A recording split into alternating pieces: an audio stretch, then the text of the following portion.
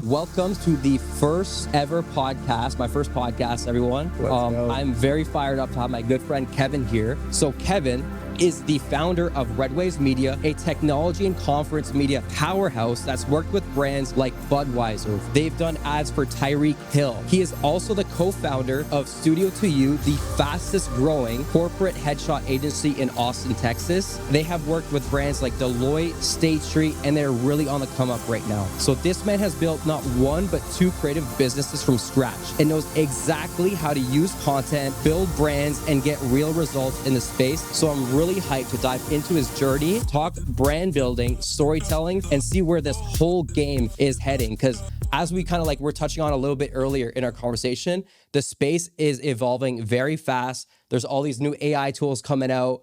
The technology space alone is moving very fast, but also the video space, the creative space, the storytelling space. So I really am looking forward to this conversation with my good friend Kevin and just touching on all these things as well as his journey. So welcome to the podcast. Hey, thanks for having me here, man. Dude, this studio is dope. The Content Factory here in Austin. We got a little pumping in the gym. Did some contrast therapy, some cold plunge, and sauna. Best way to start. 100%. Best way to start for the pod. 100%. Shout out the Content Factory for letting us use the space for the podcast. But dude, I agree. I don't think there's a better way to start a podcast than getting a pump in, doing a bit of a cold plunge, and then hitting the sauna.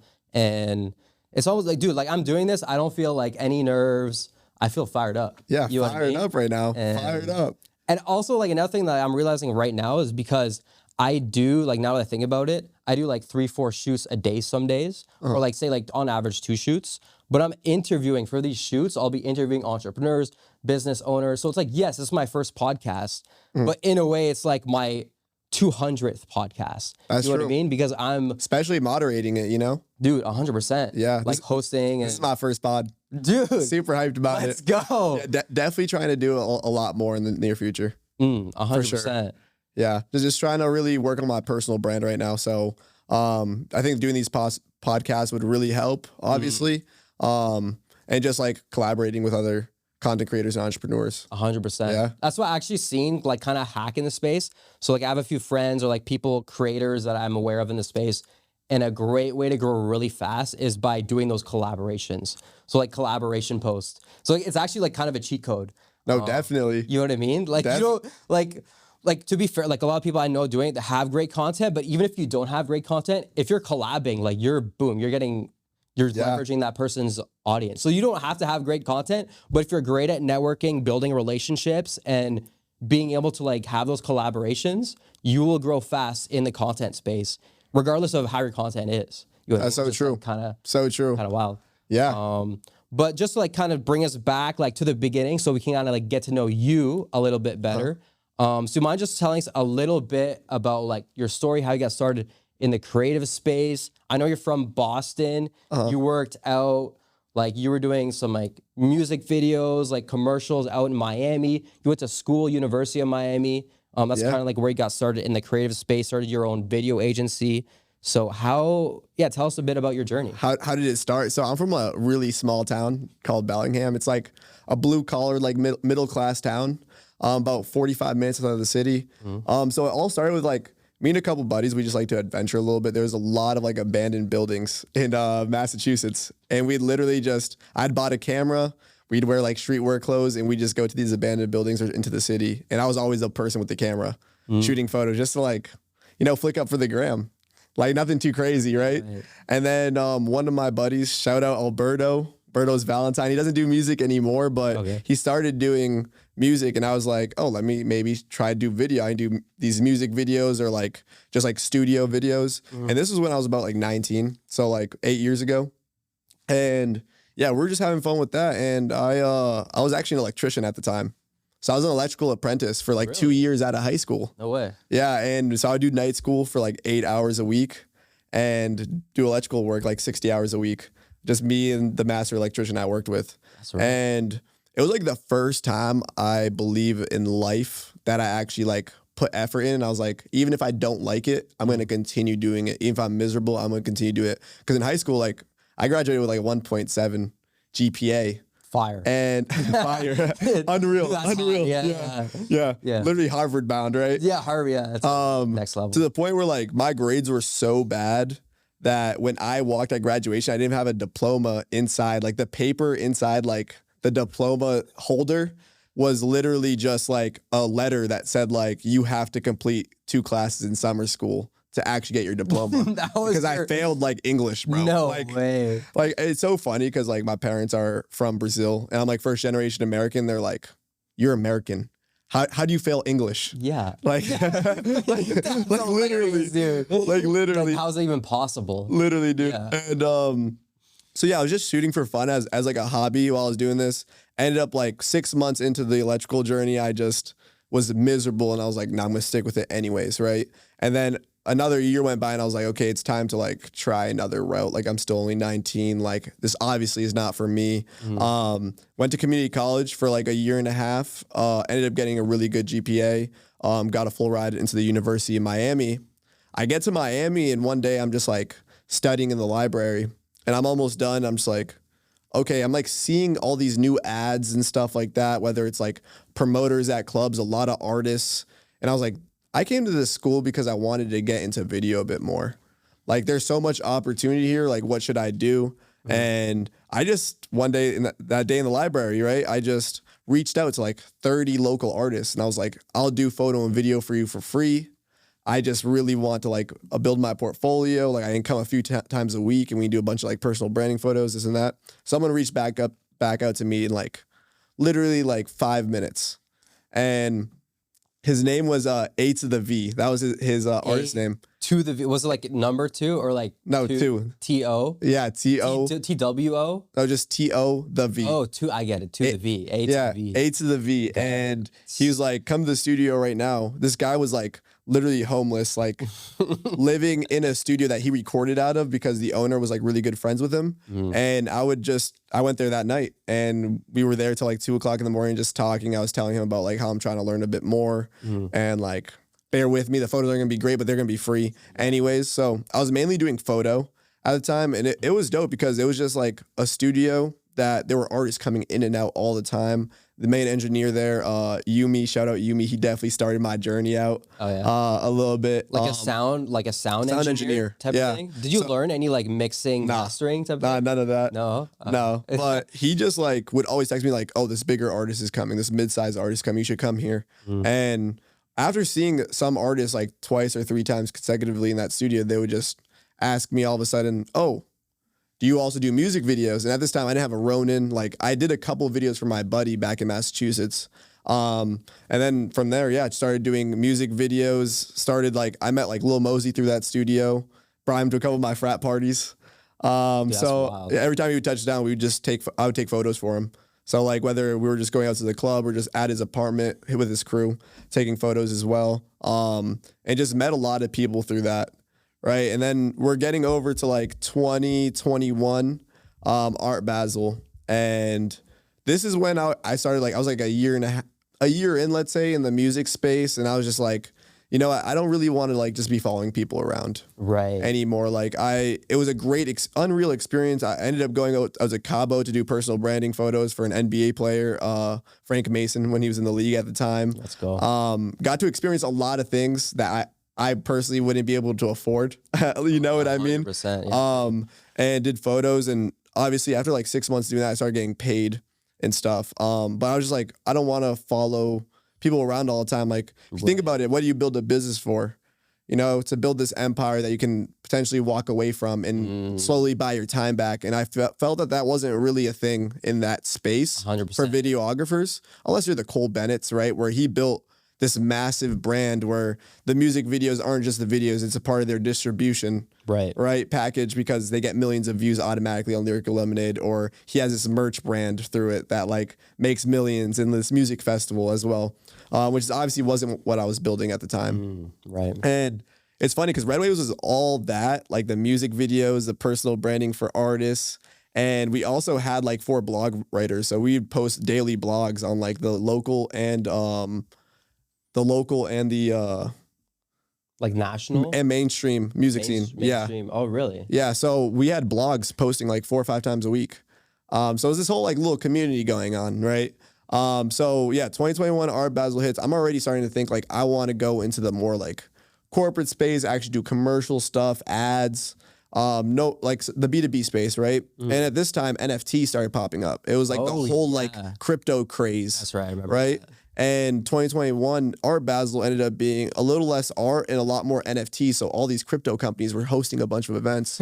I got my got a few different opportunities with these, you know, NFT tech companies as well. And then FTX, any opportunities with Sam? Sam the man? Sam the man, no. That would have been fire. And then, yeah, man, a week later, we threw a concert for Red Waves. And it was like local artists, like mid-sized streetwear brands out of South Florida. And we had like 200, 250 people come. And yeah, one of the founders of my first big conference clients, it was a hackathon. They were getting really big. They did their first one 6 months prior. It was like 500, 600 attendees. Now with all this crypto money coming in, there was all these bigger sponsors coming into it as well. And, you know, they were about to have like 3,500 people. And they were like, I saw you just started doing like larger production music videos. Like, we'd love to have you on and like build out teams for it. And I never personally like ever contracted like other videographers. I did some DPs for like some music videos and the editing as well, but not like this group of like 5-10 people, right? Right. So we ended up talking, and then the producer prior was my buddy Jordan. We had just met like 6 months before to a year before. He's like one of my really good friends now. We still work on a lot of projects together. He's a super talented director. Is he in Austin at the moment? Dude, he's a very mobile dude. Oh, like, okay, got it. Yeah, like he's either in SF, New York, China. Oh, really? Like he's just like all over the place. Busy, so which is good. Yeah, he's busy, and he also just like loves to travel. Like, oh, really? He's a very, if it's a word, philosophical. He's a very philosophical guy. Philosopher. He's a very philosophical guy. Philosopher. So he loves like getting perspectives from other people around the world. Like, always have great conversations. We should have him on the pod sometime. Oh, like he has a great story. And yeah, we ended up co-producing that project together. We hired 5 or 6 photographers, 4 other videographers. It was a 7-day hackathon. We did daily recaps that were a minute long. Right. And like the deliverables were crazy. Were they same day edit? Were there any same day edits? Pretty much same day edit. Like that. Like Those are the worst. It was things from like 8 o'clock in the morning till 10 o'clock every night. So we just give the editor, which we still work with now, these editors from Miami. We'd put all the SD cards in an Uber and ship it over to their house. Which is crazy. And yeah, because it takes too long. And like for the people like listening, the reason why like you would send it off to Uber, like send the SD cards through Uber, is because if he was to upload them, like to drive, upload and download, at least 5 hours. At least 5 hours. 4K S-Log, like at least. Oh, at least. You know? Yeah. And yeah, and that's where everything started. I was like, already, it's funny because I feel like everything in life, when you want to start something new, an opportunity ends up arising, and that's when like you start jumping at the opportunity. It's random. I think a lot of things in life are lucky, but you create your own luck by optimizing your inputs, and then your probability of that luck just happens like 10 times quicker, you know? I agree. You know, everyone always says you're like one person away or one connection away from changing your life. Literally. Or just bringing your business to that next step. And that's what it was for us. It was this Miami Hack Week opportunity. Budweiser was a title sponsor. Shout out Raul. He was the head of e-com at the time for Anheuser-Busch. Now he left to start his own like canned drink company. Oh, really? Yeah. Which one? It's called Raja. It's a matcha tea. I know that. With all organic flavors. It's dope what they're probably doing well. If it's organic. It's new. So like it's still in the building phase, but they're already, I think, in like 10 to 15 stores in SF because that's where he lives. Okay. Not bad. But yeah, man, he was like, we have this great idea. We can't send out an agency here. We love the work you're doing. We know you can handle it. Do you think you could like write up an entire script to go over with our marketing team? in the next 3 days. And let me remind you, like, I'm not only producing, but I'm also filming this entire hack week. So one of the days we had to actually hire 2 more videographers to replace me and my co-producer, Jordan. Damn. And yeah, like 2 days, we were just doing overnight, me and him, no sleep for like 2 days. Right, Like we get back to the place at 10, do the overview for the edits, and then together we'd start brainstorming the stuff for this Budweiser ad. That's wild. They wanted to, it was like them entering the crypto space and showing that Budweiser was investing in the future. Oh, really? Right? So how did you go about, so you already have this big project, like the crypto thing going on. It's not crypto specifically, it's like a hackathon around all tech. Hackathon. But yeah. So you already had that big project, you're overseeing a team for that, and you start another project. So you got to hire on 2 videographers, and at the same time you're overseeing this project, but you got to like come up and ideate an ad or a commercial, and also find a 6-person team that does stuff in the commercial space within like 24 hours after everything on that. We hired, like that alone is like, we hired everybody on that team 13 hours before the shoot started. How did you even have like the connections or the network to be able to, like, how did you find 6 like quality shooters or videographers? Dude, honestly, like at this time, like now I could like in a snap of a finger find like in any major city, find any great videographer and photographer, because I've been doing the whole, we can go into this in a little bit, how like we're running Red Waves, how we're getting these local contractors or freelancers to do photo and video. But now I can snap a finger and I have all these vetted people I've worked with for at least 2 years in these major cities. By this time, this is my first time really hiring it out. Yeah. So dude, just literally like scrolling through LinkedIn, scrolling through Instagram, posting in the Premier LinkedIn groups. Premier LinkedIn? Yeah, so Premier Pro. Oh, Premier Pro LinkedIn groups. Oh, I didn't know they had that. Yeah, kind of like Facebook groups, but like on LinkedIn. Yeah, that's how we found our editor, actually. Nasty editor. He did a bunch of stuff for like Rolex and Lamborghini and stuff like that. So because I was like, we have this event editor, but like we need somebody who's doing like stuff from like these 6K cameras. Right. You know what I mean? We need the big production editing. So yeah, dude, just stayed overnight. Me and Raul were side by side to each other as he's getting the approval. Because again, after we started scripting this stuff, we still need to get the approval to like, okay, we're doing this and we're doing this tomorrow. So we got all these people, called them right away. It wasn't texts or messages or emails. Like, called these people right away. Love your portfolio. You have free time tomorrow. And then this one guy had like 2 other people to come onto the crew, like a Ronin operator, DP, and himself. He came on, and yeah, man, it just ended up coming out to a great shoot. We were like, we need an actor. 2 of my roommates, they were like 2nd and 3rd string football players for the University of Miami.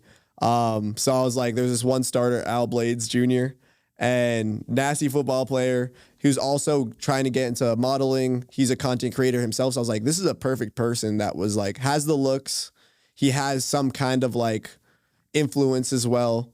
And on top of that, he's just like a good looking dude, right? Right.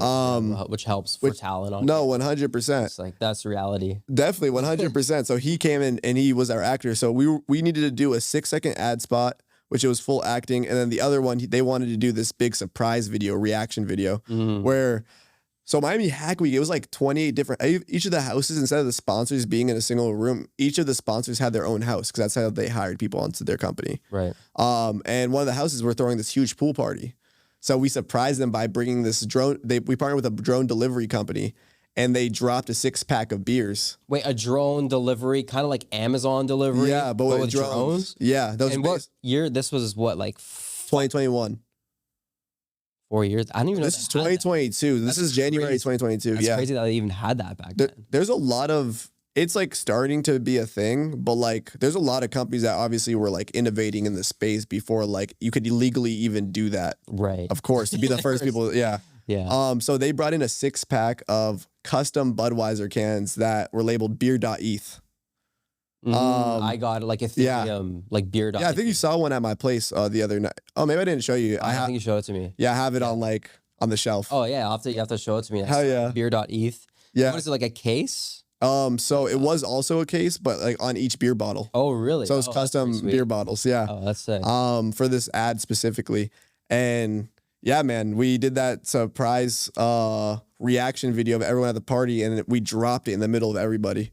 But yeah, it was. Wait, like you didn't like drop. No, we didn't just Okay, drop you it. didn't drop it, but like, crush some beers. yeah, right. You like it's like soft landing. Yeah, it had a rope to it and like a bungee, I guess, and they electrically like brought it down, bro. The science just brought it down. Yeah, the science brought it down. Science brought it down. But it just landed perfect. Like, yeah, it was like a rig on the it was like a rig on the actual drone.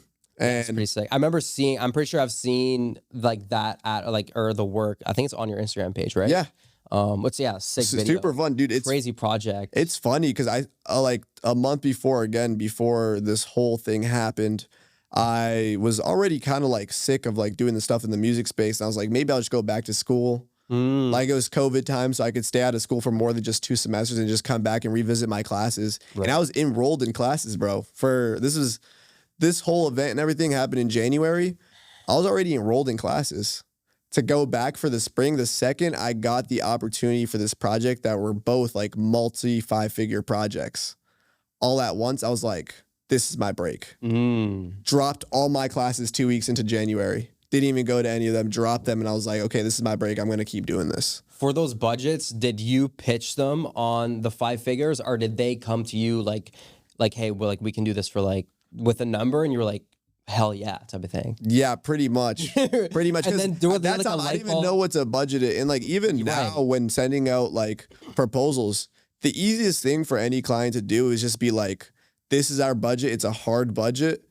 Give me like 3 tiers of like anything you would recommend for us to do this. Because it's harder when people are like, oh, we want to do this and that, but also just recommend a bunch of things. Because if you recommend a bunch of things, you could do $100,000 worth of stuff. Yeah. You know what I mean? If you're giving them the whole works, you know what I mean? Right. Versus like they actually give you the budget and you could just be like, okay, within this budget, we can actually, this is the stuff that we'd recommend that give you the most value. You ever see that meme? It's like the showdown between client, like and business owner. It's like what's your budget? It's like, oh no, like you tell me, like we don't have a budget. Or he's trying to figure out what the budget is. Like, do you really not have a budget? No one wants to give what their budget is. It's like, what's your budget? Well, what are your prices? And it's like, well, if you tell me your budget, then I'll know which price to give you. It's like, well, if you just tell me your prices, then I can give you a budget. It's like this kind of like showdown. Literally, because especially with like content and branding, like there's so many things that can be done, especially with video. Like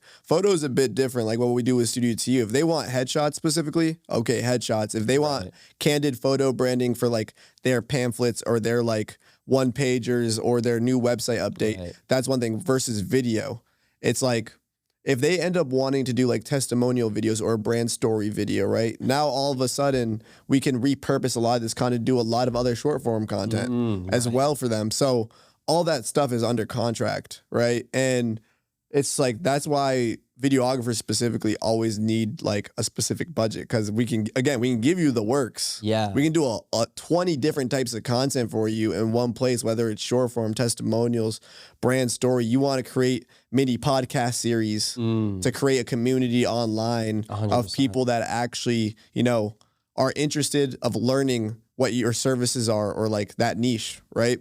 Especially when you're doing like, I imagine conferences or tech conferences, like if you really want to, and I'm sure you have, like you can capture a year's worth of content. Like I'm sure you have so much footage from speakers, long form footage. Like you can cut, if they have the budget for it, and if they want to implement that in their strategy, like you can cut 100 reels. You can have like 25 YouTube videos type of thing from that. But like depending like on their budget and what their marketing strategy is, like definitely, bro. Yeah, we can go into a little bit of like what we do at Red Waves and how we kind of like, I think we kind of pioneered the event space a little bit on how content is done, just because I don't see a lot of other companies doing it, and the larger companies are doing very basic, like we just recap after movies, versus really trying to, do all these extra things like you just mentioned.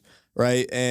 But to backtrack a little bit, that whole opportunity, that break with Miami Hack Week and Budweiser is what made me pivot into the conference space. And from that, we obviously just ended up closing a lot of clients because of the sponsors. You're directly connecting to these sponsors right there. But yes, going back onto that, like, So you can almost kind of say that was a bit like your light bulb moment, and that's kind of what founded or helped begin the inception of Red Waves Media. Yeah, was like the real pivot into like pivot into that.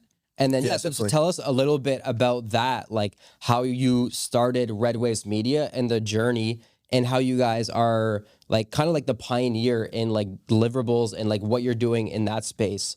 In what would you call it, the tech conference space, or how? I would say we mainly work in tech. So we're working with VC firms, whether they're doing like a demo day for their accelerator program or their incubator, or we're doing stuff for startups as well, whether they're testimonial videos, brand story videos, stuff like that. But it really all started with just like, again, Miami Hack Week and trying to, as projects came, just really trying to optimize what's the most impactful type of content for these conferences or hackathons, right? And how did you, like, what is the most impactful content for these conferences and hackathons? Like, how did you optimize that? So originally, like 6 months into it, after reflecting, we realized, all right, like we already from the jump start, like created a bit more like of a sexy video for these conferences. Like we were told a lot by these hackathon attendees and these tech attendees. They're like, wow, you guys really just like make nerds look cool. Really? Because there's just a style of like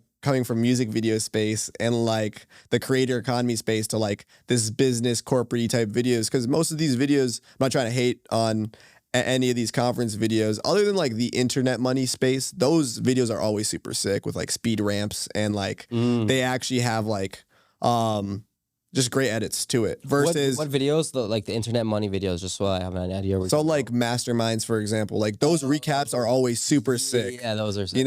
But if you're talking about like a finance conference where they just have like the entire video, it's just like literally like the most soft beat, and it's just like every clip is 2 seconds long. Someone like writing on a notebook. And it's not on a Ronin. It's not on like any of these crazy camera moves. It's literally just like a easy tilt pan. Right. Or like just a flat like piece. And also it's just like nobody speaking. It's just literally just like corporate cookie cutter music. Yeah. Or like some like upbeat. Yeah. And just like track. And just the edits. That's it. And we were like, we definitely want more of a story into it, right?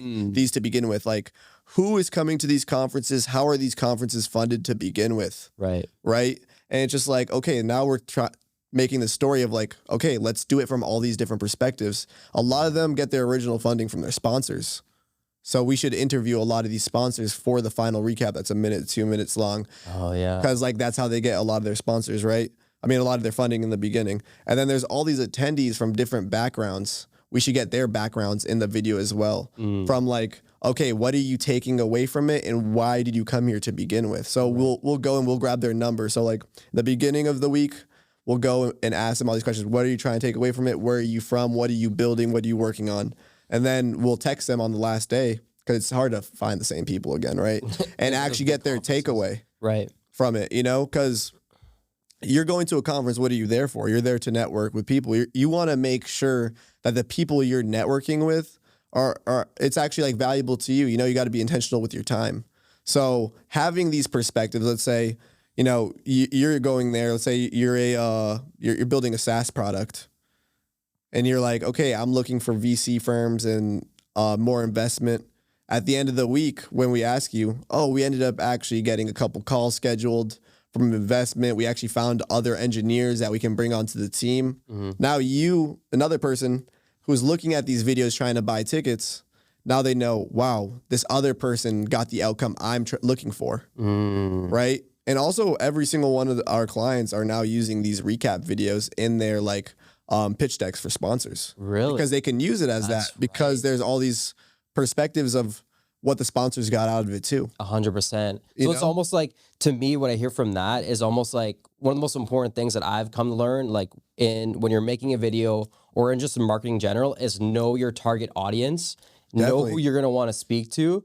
And for those videos, like making them getting the sponsors who literally fund the event, like they're heavily invested in these events for a reason. Yeah. Like they expect some form of like ROI or something from it. So when you're including them and telling their story and like including them as part of like the story or the video, it just makes so much sense. And it's almost like, to me, it sounds like a great selling point to the conferences themselves, because now they can, like you say, they can use that as a pitch deck to the sponsors, to investors, get more money type of thing. Yeah, definitely. And it comes back to storytelling, right?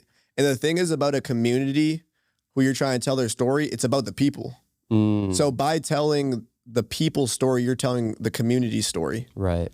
Versus like the story behind the conference itself. Because the story behind the conference is really all about the people that are there. So that's kind of the angle we got on there. So just to like name down before we get into it, like too much, the most impactful types of content that we noticed at that point in time, right? It was like the simple recap, but we obviously put in the storytelling into it. So like a highlight, kind of like a highlight, simple, like 30-second highlight video. So what I had just mentioned, like that's like the recap after movie, right? So that's like 1 minute to 2 minutes long. And then like a hype video, like a sizzle. Yeah, that's just like sizzle. Maybe one little piece of dialogue into it. Yeah, make it spicy and sexy. Some whip pans, some drone shots. Yes, sir. There. Yes, sir. And with that, like it's either daily recap. So that's really just like showing the vibe.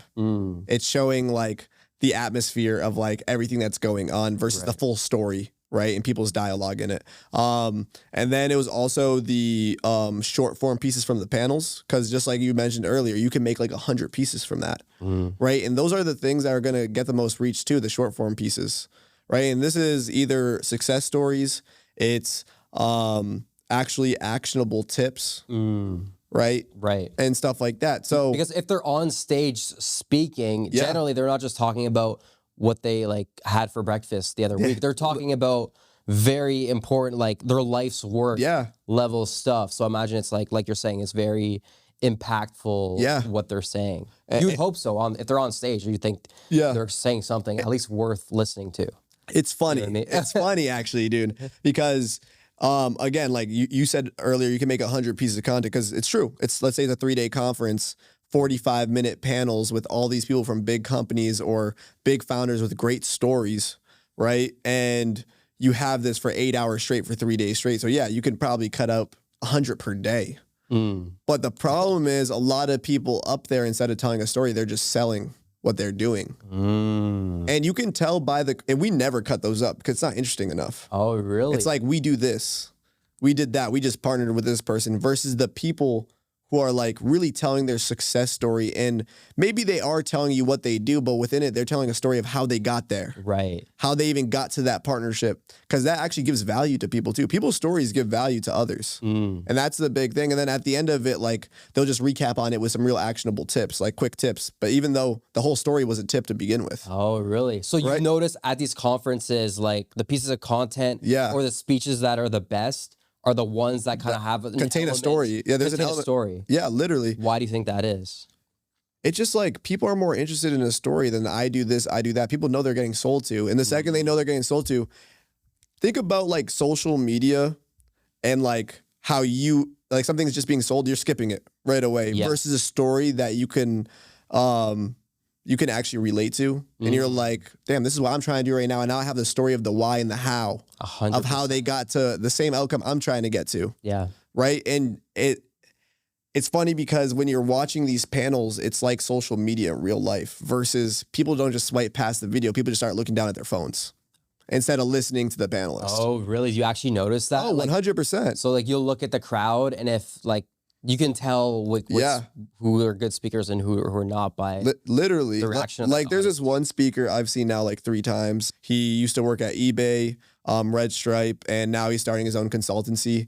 And he is just one of the best storytellers out of all the conferences. I had to shout him out because he's just that good. And really, when he's on stage, like everyone's on their toes, like sitting up, and like you can tell from the crowd. And after every single time it's his turn, everyone's clapping. Really? Because of how great of a storyteller he is and the value he's actually giving with that storytelling.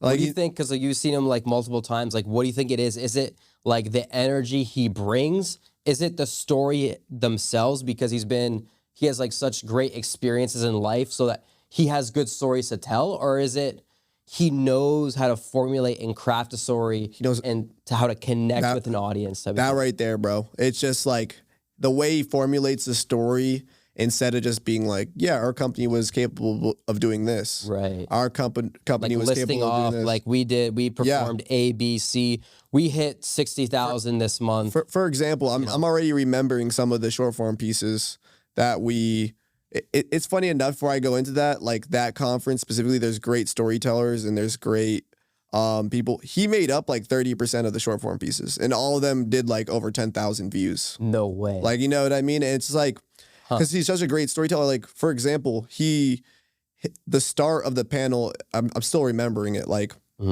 the start of the panel, it was a fireside chat with four panelists and like one moderator. And, you know, everyone for their background was talking about how they got to their, what position they're in. It was quick, like 20 seconds. You know, you kind of also just got to be like a bit of a yapaholic, right? A yapper, like a yapper to be able to like go in depth on these stories. And he's definitely a bit of a yapper, you know. But it was just a great thing. You need that. 100%. Yeah, 100%. You need that. Yeah, and superpower. He was, instead of just talking about like him getting into him and what position he's in and how long he's been in the company, he like talked about like the position he was in prior and how to and on that note also just like how to innovate while you're in the corporate space and it's harder to be seen.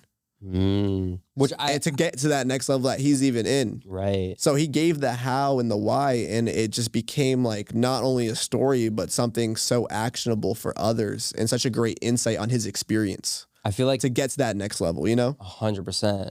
And I feel like especially in those audiences or those spaces, the majority of people probably have that same feeling. Like they're trying to get ahead in the corporate space as well. Yeah. So when he like admits like, yeah, I was trying to get ahead in the corporate space, or he starts telling that story, automatically, like everyone like in the audience connects and relates to it, and they're gonna want to listen. Thing. It is like if you wouldn't have given that kind of like that backstory or opened up about like having felt that or whatever, I feel like just that alone is very powerful. Yeah, you know what I mean? 100%. It's just like more relatable, and also like some people are going through the same times while they're trying to build something as that person who's already successful in front of that mic, right? But when they're hearing this story of them in the same spot at one point, right, and their experience getting to the spot they have, it's not just a story, it's something very actionable for themselves or kind of a blueprint in some way. Right. 100%.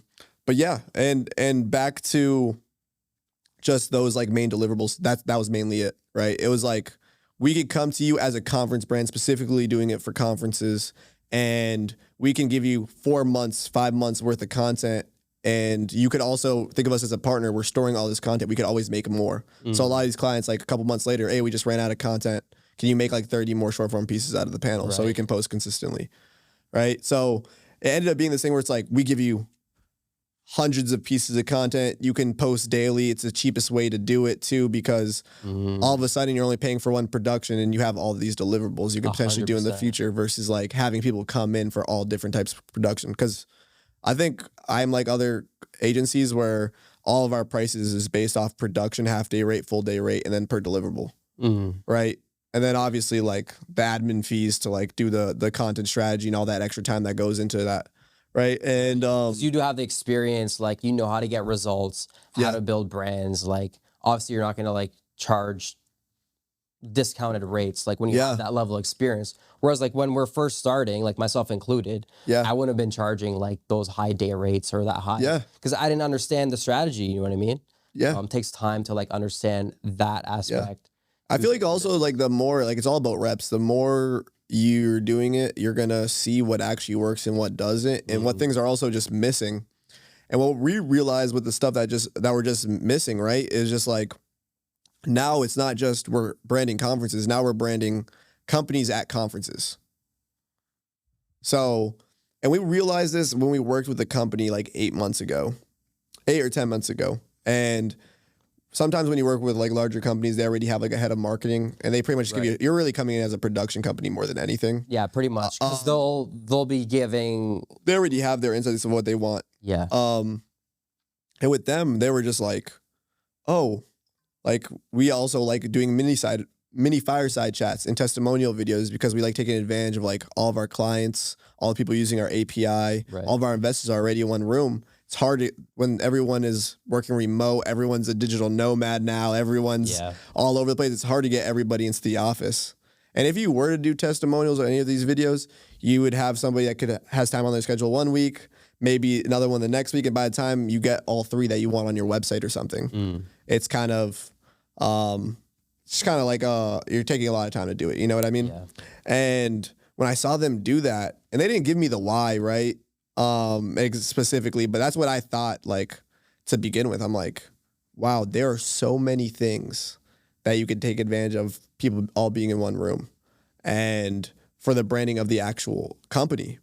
So that turned into this idea of like, what can a company brand at a conference while all these people are here, other than the actual event branding itself? Right. So to help build that company brand at the event space, because if they're all there, like how often are they all there, like in the same room at the same time? Literally. And have all the production equipment, all like the videographers, everything's ready to go. Yeah, so why not maximize and make the most out of that? Yeah, it's like 2 days. Yeah, and now branding isn't just like the testimonial videos and all stuff. It's stuff you guys do here at Content Factory too, right?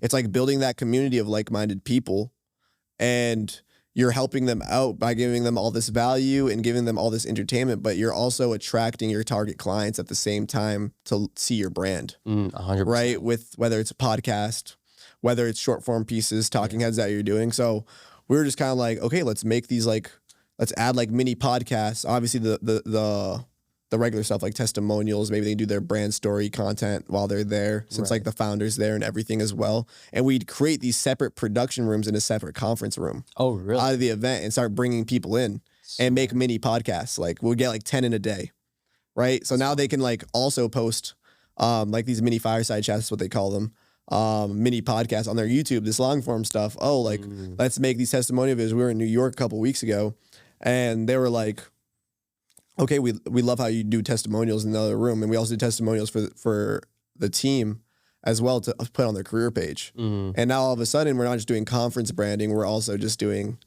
all this stuff for these companies, which makes it much cheaper. Again, if it's split by production, all this stuff, you can get it all done at once. Right. It's almost like in a way, these crews coming in and out. Yeah. It's almost like in a way you're becoming like the marketing officer, or what would you call that? Kind of like, what's that term? Like a split, or what do they call them? A fractional marketing officer. Like you're developing the strategy and doing all the production and the fulfillment for these bigger brands. You're not like the marketing officer for the company, but you're basically acting as one, like contracted out type of thing. And like coming up with that strategy on the side to be able to get the most out of like those days when you're shooting content. And like you say, it takes time to like learn and become like, get the strategy to understand, to be able to implement this and to see that. Because that's another thing, like there's so many opportunities to build a brand, to get like good content, whatever it is, to grow your business. Yeah.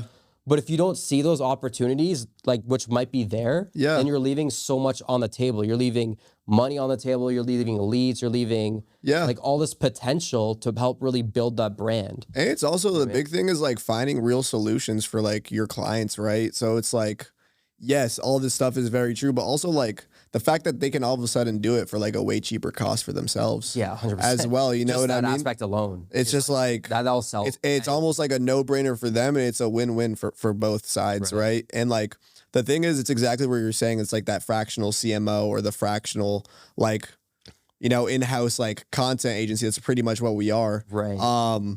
Like if there were mini fireside chats, you don't have to edit everything at once. We'll have so much pieces of content to make short form pieces and to edit in the future. So if they don't want to spend all the money at once, all of a sudden, now they have this partner that like stores all the content for them to make more in the future as well. Wait, so you'll do that? Like you'll film, say, a bunch of like fireside chats? Yeah. Even if they only want to edit like 4. They want to release any. Yeah. If they only want to edit 4 out of the 10 because they want to have content to post every other week long form on YouTube, they'll do that. Right. And then maybe later on they can come down. Oh, we need another 2 episodes. For next month type of thing. Exactly. It's just like makes it cheap for them in the moment, so they don't have to spend all the money at once, but they like have all the content done. No, that's sick, dude. But yeah, that's just stuff that like honestly you just realize over time as the opportunities come, as you get like a lot of feedback. I think that's like a very big thing, just like really asking for feedback from your clients. Like getting on that like 15-minute call after everything's done, just like, to be honest, like just be honest with me, like what did you like hate about it? Like what did you downright hate about the process? Ask that question. Yeah. So tell us a bit about like how, because I'm with you, like feedback is very important in terms of growth. How do you go about, like, you legit ask your clients for feedback? Do you have like coaches or mentors that oversee you that like ask clients, man? Give you kind of how do you do that? So with Red Waves, I would do it much more early on. Obviously much more in depth, like on a call versus like now we always ask like, is everything okay? Like, did you like it? And they'll just tell you straight up, like, we didn't like this or something. But which hasn't been a problem at all. Thank God. Ideally, like not too many of those. Yeah. This sucks. But with Studio I've ever seen. With Studio to You, we actually send out a Google type form to all of our clients after we're done, because we're still in that phase of like, we only launched a year ago. It's been a week since the 1 year anniversary. Let's go. Hell yeah, man. Yeah, awesome. And with that company, like from the jump, we were like, we need to find how we can do feedback. And there's literally like 10 questions. And it's like strongly agree to like strongly disagree, the 5 different like stars, let's call it, for each question. And then at the end, like write something you loved about something in our process and tell us something you hated from the experience or the process. And everyone hasn't said anything about the hate part. They would just be like, we loved everything. But like, it's also good to like honestly ask that, because maybe they'll feel more comfortable just like telling you. Yeah, 100%. Like what did you just downright hate? Like there's stuff like that we could like remove. And from that, we honestly changed our processes a lot, because instead of us reflecting together and like getting this like hypothetical of like this what would be easier for them, now we know directly from our clients. Like obviously we reflect and we're just like, what's easier for us, like process wise, that could be more efficient. Which we have like a lot of our processes down packed now, which is great. But cool. For Studio to You, makes a lot of sense to me. It's almost like having your clients or your customers. And this is one thing I've learned, like, because I got my degree in software. So like in the software space, like all like the best founders or like the best startup companies, a lot of like the similar mindset is you don't build a product on your own. You don't come up with this great idea and like implement on it. What you'd want to do is find an actual problem in the market. Like go to people and almost have the market build the product. Because like a lot of people like they'll think like, oh, they have this great idea and they're like build and spend like a bunch of time like doing this, but no one even wants it. It's like literally you don't decide what people want. People decide what people want. Exactly. So like if you want to get feedback from people, or like if you want to like have a better process and you're only trying to get better on your own without actually asking your clients, your customers, like, hey, listen, like, was there anything throughout that process you felt like we could have improved on? Anything like you really loved? Like, what did you hate? It's like, oh yeah, everything was good, but I feel like delivery was a little bit slow, or just little things type of thing. It's like these things are so important if you want to be able to grow quick and deliver a product that they're actually happy with. Yeah, I saw this post the other day, just touching up on that, like, this guy posted, it's like, if you waited for your product or service to be perfect before you launched it too late.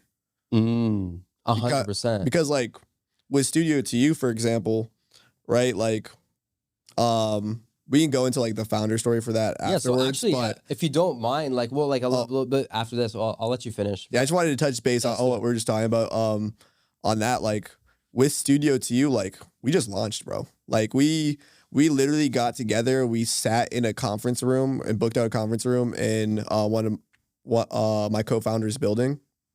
And we just sat there for like 9 a.m. to like 10 p.m. for like 7 days straight. Brought in like her roommate, who's like a dope UX designer. She just built out her own agency. Oh, let's go. Shout out to Sphere Design. I'm pretty sure it's called Sphere Design Agency. Sphere Design. Shout out. Yeah. And she's a dope website designer. She had just left a company to start doing freelance, and we were like her first website while she was freelancing. But we literally built out everything from like doing the SWOT analysis to getting a name, logo, like everything was done in that room. Our one pagers, like our plan for the next 6 months, just because we're like, let's not make a 5-year plan yet because we're not in this niche yet. We don't even know what that's going to, there's going to be hours of working on like this huge business plan on hypotheticals. Right. Because we don't even know. Yeah. How are you going to know? Yeah, exactly. So we're just like, okay, let's do all this. We did it all within a week and launched our website and our business. And from there, just like started picking up clients. And that would have been roughly a year ago, you're saying? You're celebrating 1 year? That was exactly a year ago. Which is congrats, which is like amazing. Thank you. Like any business, like getting through that. And I know you guys are on the come up. One of the fastest growing, like really corporate headshots in Austin, Texas. Yeah. Which is wild. So actually, yeah, if you don't mind just kind of like explaining to us a little bit, like how did that kind of, so like you have like the agency Red Waves Media, which is like very successful. You have that like going on, and yeah, how to come about like the idea for, first off, like Studio to You, like having that kind of like, I feel like it's a great concept. I remember you were telling me about it when you first launched it, and I'm like, dude, this is genius. Like it just makes a lot of sense for like, well, the name Studio to You. The studio goes to you at the conferences, which kind of like ties in and in office as well. And offices, which ties in well because you're already covering events also. Yeah. May as well like two birds, one stone. But yeah, like you capture these headshots, high quality, corporate business headshots at these conferences. So yeah, how did this kind of business come about? And yeah, why did you kind of like, what kind of problem are you looking to solve in the space? Yeah, so I started doing headshots I used to do them a lot, not headshots, but lifestyle stuff in the studio. And Red Waves used to be the artist stuff, and we're signed to a label, so we were doing all their artists. Like Lil Mosey, taking Lil Mosey. It was like a label with like smaller artists, but we would go into studios all the time, and so I had some experience with like lighting setup and stuff like that. Right. But I had gotten a new client. They were like white labeling a lot of services. It was random stuff. It was like video stuff at conferences, but it was also a lot of headshot experience stuff at booths. And that's actually how I met my co-founder. It was a mutual client. Because it would be multiple headshot booths together. Wait, so what do you mean? So same client? Same client, multiple headshot booths. So was that State Street or no, it was just at a conference. Oh, got it. It was just at a conference, and I had just picked up a contract after doing a couple of those, and I had just met my co-founder Elise through the mutual client, and we were traveling together, doing a bunch of these projects together. And she had just picked up a contract over at Deloitte Minneapolis office, and she was going in quarterly for their town halls, and I had just picked up one with State Street up in Boston to go in every few months for like new hires, and we just kind of like for like headshots. Yeah, for headshots specifically. No, sick. And she has her own agency that's like killing it. Right. So maybe give us some context for the people, because she has like the photography agency already for senior. It's like senior photography. Right. Yeah. So explain a little bit. Killing it though. She does like 100 shoots in like a summer. Like it's wild. Awesome. It's like it's not just like somebody doing like 10 photo shoots in the summer. No, you know what I mean? Yeah, she has like 2 or 3 associate photographers and a photo editor that like runs the whole thing. Right. And yeah, so we were just like, we just connected so well, all that. We also have like the same values. Enjoy. It's also great to like co-found something with like a good friend, right? Because you can actually enjoy what you're doing together. Actually, yeah, since we're kind of like on the topic of kind of like, I feel like it's an important topic, like in terms of like co-founders or like in business, like you're touching on, like you guys have kind of like similar values, like similar mindset, both ambitious, successful in your own spaces. How would you recommend for people who are looking for either like a co-founder, like a solid partnership, business partnership, like how like what would you recommend to those people looking for a partnership like the one you found? And like, what is it about the partnership that you have with Elise that you feel like it made sense? Yeah. So people actually ask me this question all the time when we're going to networking events, especially here in Austin, where like it's a tech hub. A lot of people are like trying to found a company. Maybe they're more on the relationship side and problem solving side. Maybe they're more on the technical side, trying to find the other half, right? And that's like a very important part. Like you always need a technical founder, and you need like kind of like a salesman who's like great at strategy. Oh, really? So a lot of people are looking for these that second half in Austin. So I get asked all the time, especially since building Studio to You with Elise. And for us, like somebody even said it, like what we had is like actually the perfect scenario. Like we had mutual clients. We literally saw each other in action, like multiple times. Like, yeah, multiple times. Yeah, so you saw each other in action. We were also like traveling to these shoots, so we're able to like actually hang out and go out for drinks and like get to know each other on a closer level a lot quicker than others may. Because you may have seen somebody work, but like maybe you haven't hung out a crazy amount and not like gotten to know them on that personal level as much, or like you've gotten to know them on a personal level, but you don't really figure out how they're working their work ethic until like you're a couple months into the business, or whether they're consistent with it or not. Right.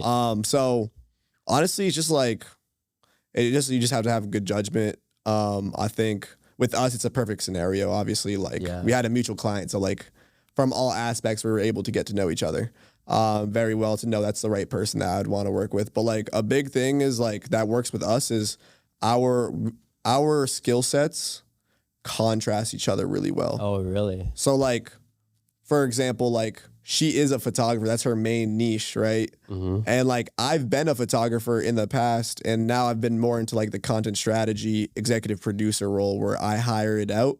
But if I need to step in, I could easily do photo. Right. Yeah, right. 100%. But like her skill set is that's what she focused on for the past 8 years, and she's still shooting. So like she's super technical on the photo side, way more than me. Right. She also had all this past experience being a contracted in like marketing assistant, where she was doing SEO blogs, where she was doing reels to market literally video agencies and photo agencies. Really? So like I was just like, okay, I'm really good at building out teams because I've been doing it with Red Waves, like, and quickly building out teams. And I'm really good at the strategy aspect of it, and just like talking to somebody, asking the right questions, and finding the problems they have to like give them solutions. So like that'd be like so in short, like sales. Yeah. So like in short, like selling. Oh, really? Okay. Yeah. Yeah. And we were just building out the business in general. And yeah, that's where our skill set is contrasted really well. Like she does a lot of stuff on the marketing side. She does a lot of stuff on the fulfillment side, and I do a lot of stuff on the strategy side, and just making sure we're always getting new leads and getting new clients, and also just planning for the next 5 steps of the business itself. But it's a small business. You can call yourself a CEO, you can call yourself a COO, CMO, whatever it is. But like we're both wearing 15 hats and wearing each other's hats all like 24/7. So like realistically, like we're strategizing like all of our content together. Like we're building out like the photo teams, because we travel a lot for our work in those areas for local freelancers together. Like, you know, there's nothing we really haven't like conquered together when it comes to like any of the strategy of the fulfillment within our business. But yeah, man, like I would say values are very important. Ambition and where the ambition lies is very important, because like just because you build a business doesn't mean you want it to be like this business that makes this crazy amount of money. No, that's a great point. Actually, really, I remember we were touching on a bit earlier, and you made this point earlier, like we were talking, and I found it's a really great point. And so, like, just because you're ambitious doesn't mean like all ambitions are the same level. So ambition, it's almost like a spectrum. Yeah. Like you can be ambitious, like you're saying, you start a business, like that's ambitious. Yeah. But there's people that like start a business and they're looking to like build an empire, literally scale to infinity and take over the world and become the next Jeff Bezos or whatever. Like that's that's like literally a complete, like you can both be ambitious, but that's a whole different level. Yeah. And like even for myself, like I've come to realize as like getting to know myself, like, yeah, I am ambitious, but I'm not trying to scale to infinity. I'm not trying to conquer, honestly. Like I don't need to conquer the world type of thing. Yeah. You know what I mean? No, definitely. Like I feel like it's important to have kind of like a number. I'm not exactly sure what my number is. I feel like almost every year it keeps going up. Yeah. We'll see. Yeah, we'll see where it ends up. But yeah, just kind of like bring it back. Yeah. Ambition realistically is just a goal you're driving to. You know what I mean? So like, it's not like people are more ambitious than others. I personally don't think. It's just like, really? Unless somebody has no ambition at all for like any goal where they're striving to. It's just like some things aren't for other people. Like you could easily go and build up a business on your own to like 150,000 in profit, and then like get to the point where you're literally just like contracting everything out. Like you can do everything from your phone or from your laptop, and you maybe don't need to work too much more hours because you're not trying to implement all these other things into the business. Because that's what comes into a lot of your time, implementing new things into your business, whether it's a lead gen system, whether it's the branding itself. But like, if you have this big referral base and they're just coming in and like, for example, going into conferences, you already know you go into a conference, you're getting paid to be there, already talking to all of these like head of marketings for these big companies that are sponsoring, you're probably going to walk out with 1 or 2 new clients, right? Stuff like that. And like, maybe you can just buy back your time. Instead of buying back your time to build, you buy back your time to enjoy your life. Right.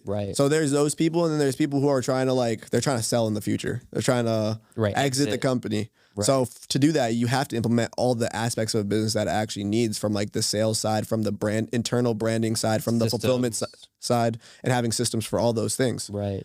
So we aligned on that aspect. Like, we want to sell studio to you versus like with Red Waves, for example, right? Like Red Waves, the first 3 years, like, we're really just trying to like not just get by, but just build the skill set to begin with. I built the business as I was building the skill set versus like building a skill set first and then starting a business, right? And building a portfolio to it. Repeat that. So you built the business before you built the skills. Like you kind of built the business and was building my skill set while I was getting clients. I almost feel like in a way that's kind of like the best. It's like a trial by like, if you want to grow and grow fast, don't you feel like that's kind of the best way to do it?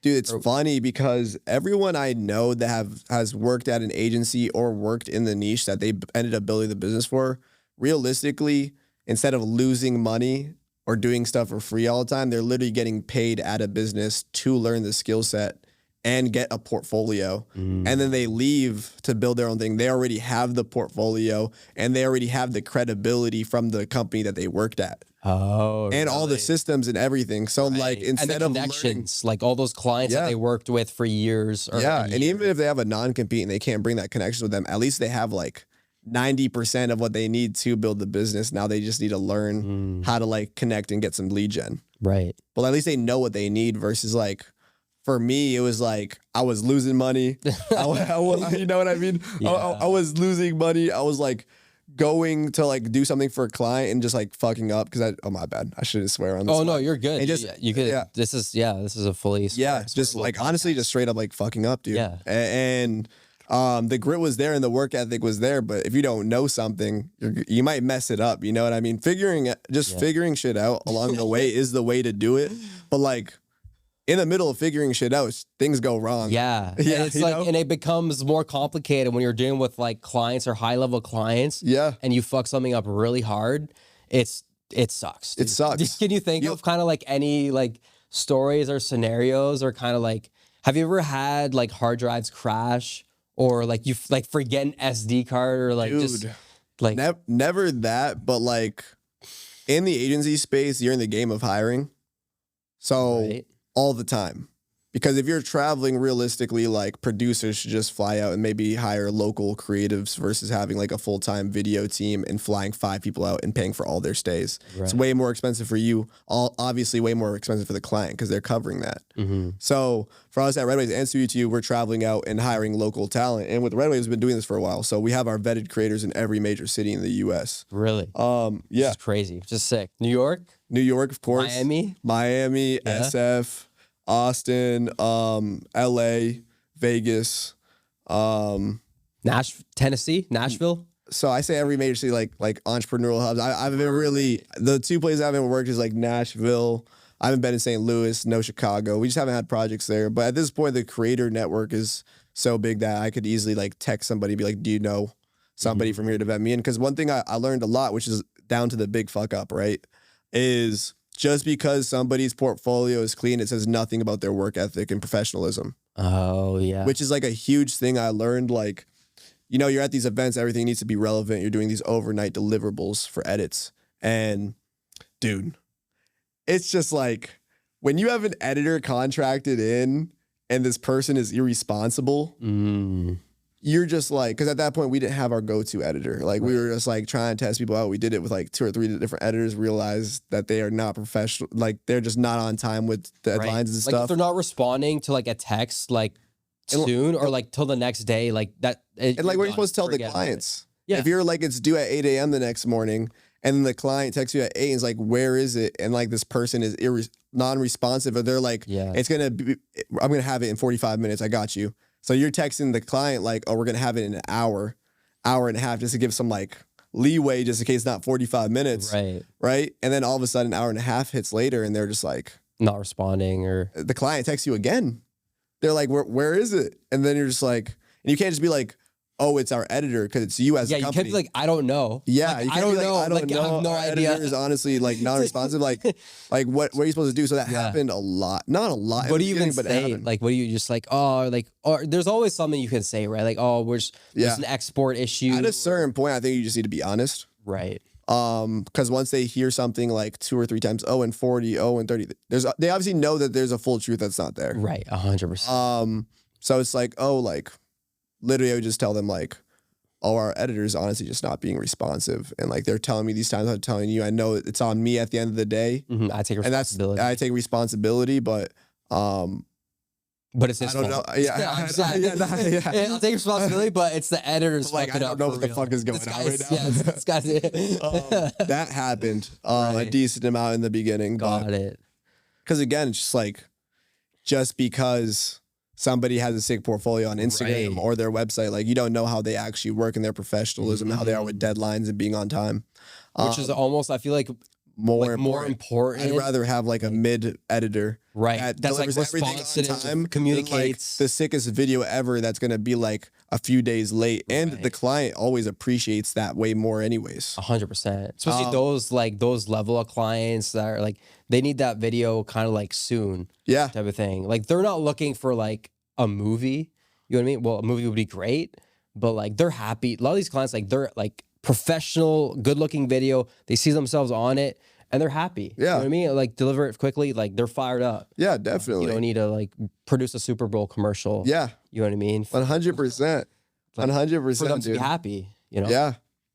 Yeah, man. But yeah, I would say that was the biggest, like, fuck-ups in the beginning. What would you say? So, like, that, in terms of, like, that's kind of like, like, on the negative end, in terms of, like experiences or projects that you worked on, what would you say is like the most kind of like fun project or project that you're excited about, kind of like that you're working on or have worked on recently? Like any projects kind of come to mind that like really had you fired up or were fun that you're excited about? We were just actually in New York last week, and we did something for this company called Crew AI. They're a company in the AI agentic space. AI agentic? Yeah, agent. Oh, agent space. Oh, I'm like agentic. What the hell's agentic? Yeah, so, you know, as technology gets more powerful, it keeps moving at a faster speed. Right. So the AI agent space really came to be on like a bigger level like a year ago. It's still not mainstream like a ChatGPT, because ChatGPT anyone could use. This is actually just like an implementation in your company where it's, instead of it just assisting you, it's actually like a person within your business. So it's not like my board of directors. You know, my board of directors at ChatGPT. It's like an actual agent that can actually do things. Like you could have like a finance person who's literally like sees your emails and sees the quote and like already schedules it out on like the deadline of like the net 30 to already pay that person. Like, you know what I mean? Instead of like texting it in to do it, they'll already see it and do it for you. That's a very small scale of what all these things it could do. But they have their AI agents implemented in, I think, over 60% of Fortune 500 companies today. Holy shit. So they're like a big time company. It's crazy. That must be $1 billion company. They are worth hundreds of millions of dollars. I'm not sure where their valuation actually is, but it could be a unicorn already. Right, they're high up. But I asked them, and I'm just like, how do you guys do all this? And you guys are evaluated at this big size, and you guys are like a 15-person team. Literally a 15-person team. That's including the 2 co-founders. They're like, well, we're technically a 200-person team with all the AI agents we have. Oh, really?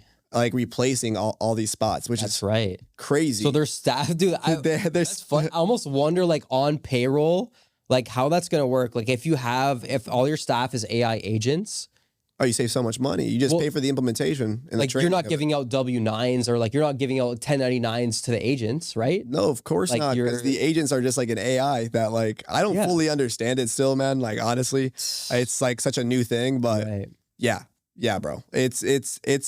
It's crazy because it's not a person running the AI. It's just like its own trained entity, pretty much. Yeah, that's gonna be interesting. But yeah, to get like so that was my about like the project. Yeah, the project itself, like with agentic.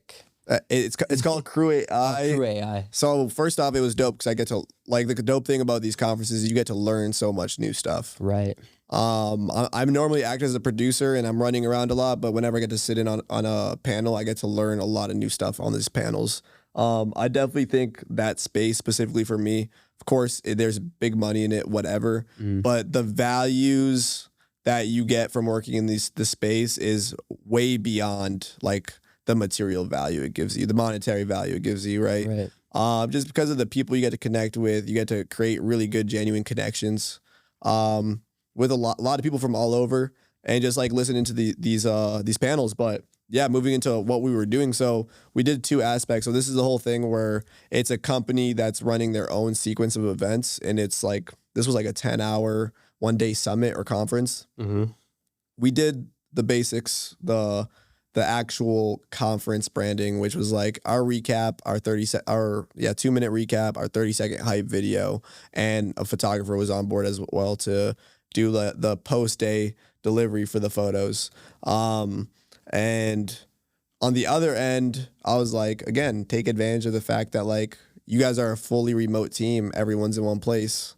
All your clients are here as well. Let's do like testimonial videos for the clients itself. And then they had mentioned like, we're growing fast. We're trying to hire more people. It's great to have it on a career page, which I've never heard about, of team members having their own testimonials on the career page. So people have an understanding of people from each role and how their perspective.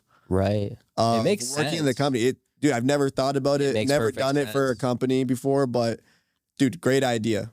If you're trying to hire top talent, obviously your branding needs to be on point for them to find you, but also just like giving them a perspective. Right. On like whether this company is for them or not. And like a comparison of like working at other companies. Great way to have great talent actually come in and be sold about your company. Yeah, no, it's genius. I wonder if their AI agents came up with that idea or it was one of their staff members. Yeah. You know what I mean? No, literally. Their best agent. They're like agent of the month. They got like an agent of the month picture in the back. But yeah, that's mainly what we did. We set up a separate production room. We had 2 key lights on them. We had a 2-cam setup. And like this a little bit? Yeah. And then we had like, the FX6 and the FX3 as the 2 cameras. And yeah, we got 4 client testimonials, 4 team member testimonials. They're actually going to put it up on their new website design for those 2 pages this Tuesday. So really excited to actually see them up. But yeah, that's pretty much what we did for them. It was like a full package of just the branding for the conference and the brand, but also branding for their actual company. Yeah, that's sick. Which was super fun. I saw what like the highlight video you showed me. That was the highlight video for that event, right? Yeah. Dude, that video was sick. And shout out to the editor for that video, Jake. Who crushed the edit. Shout out Jake.